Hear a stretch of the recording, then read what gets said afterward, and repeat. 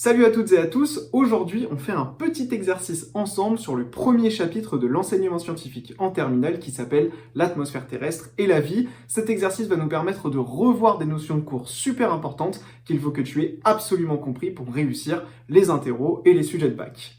Si tu veux avoir accès à des dizaines de vidéos en enseignement scientifique première et terminale, je t'ai mis un lien dans la description, tu as accès à tous les contenus sur nobelclass.com. Allez, on est parti! On est parti pour un exercice qui va reprendre un petit peu les bases du premier chapitre d'enseignement scientifique sur l'atmosphère terrestre et la vie. C'est l'occasion de faire des bons rappels de cours et d'être sûr que tu as bien compris le cours, tout simplement. Donc on attaque tout de suite avec la première question qui nous demande quelle est la composition actuelle de l'atmosphère.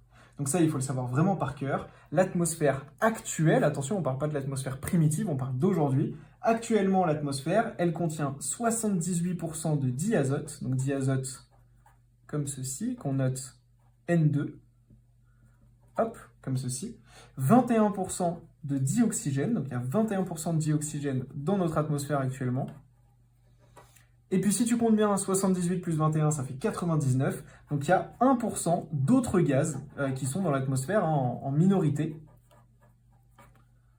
et on peut penser par exemple au dioxyde de carbone, on peut penser aussi à la vapeur d'eau ou au méthane. Voilà donc pour la composition actuelle de l'atmosphère. On passe à la deuxième question qui nous demande en quoi, donc on doit expliquer en quoi l'ozone, elle protège la vie sur Terre. Alors qu'est-ce que c'est que la réponse à cette question? Eh bien en fait l'ozone, elle protège la vie sur Terre en absorbant une grande partie du rayonnement ultraviolet solaire qui a des effets mutagènes. Le terme c'est mutagène, c'est-à-dire que ça provoque des cancers, ça provoque énormément de choses négatives sur les êtres vivants tout simplement qui sont sur Terre. Donc l'ozone O3, sa formule brute, l'ozone c'est O3, elle protège la vie sur Terre car elle absorbe une grande partie du rayonnement ultraviolet. Voilà pour cette deuxième question, on passe à la troisième question qui nous demande de définir les termes puits et sources de carbone. Donc troisième question, qu'est-ce qu'un puits de carbone et qu'est-ce qu'une source de carbone? On va essayer de répondre à ça dans cette question.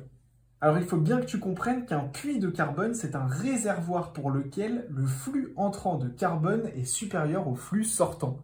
En gros, ça veut dire qu'on a un réservoir de carbone, comme ceci, et que le flux entrant de carbone, il est plus important que le flux sortant de carbone. On a donc du carbone qui va s'accumuler dans ce puits, et dans ce réservoir en fait, et c'est pour ça que ce réservoir, on l'appelle un puits de carbone. Alors qu'une source, c'est l'inverse, on a notre source ici de carbone, donc avec du carbone dedans, mais le flux sortant est plus important que le flux rentrant, et donc du coup le réservoir se vide en quelque sorte de carbone, et c'est pour ça que ça s'appelle une source de carbone, parce que tout simplement ça fait sortir plus de carbone qu'il n'en rentre.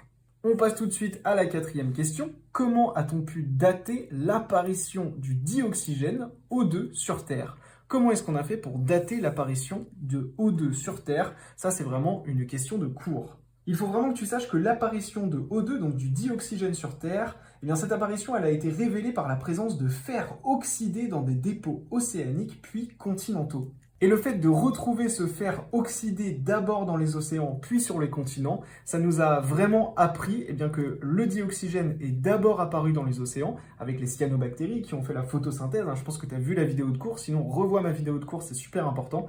Et puis ensuite, le dioxygène est remonté dans l'atmosphère il y a environ 500 millions d'années. Et c'est pour ça qu'on a commencé à retrouver du fer oxydé sur les continents, donc du fer oxydé continental. Voilà comment on a fait, quels sont les indices qui nous ont permis de comprendre d'où est venu le dioxygène et surtout de dater l'apparition du dioxygène sur Terre. Cinquième et dernière question, quelles sont les différences entre l'atmosphère primitive et l'atmosphère actuelle? On va y répondre tout de suite. Alors comme tu le sais, comme tu l'as vu dans la vidéo de cours, l'atmosphère primitive, c'est l'atmosphère qui était là au tout début sur Terre. Et bien l'atmosphère primitive, on sait qu'elle était beaucoup plus riche en eau et surtout il n'y avait pas de dioxygène dans l'atmosphère primitive. Revois ma vidéo de cours sur cette notion. Alors que dans l'atmosphère actuelle, comme tu l'as vu, on l'a dit, il y a 21% de dioxygène.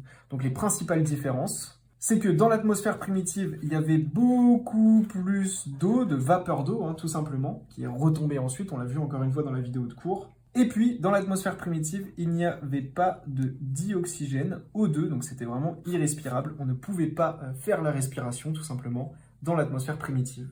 Et on a fini ces 5 questions de cours qui, j'espère, t'ont permis de bien comprendre, bien assimiler le premier chapitre d'enseignement scientifique en terminale.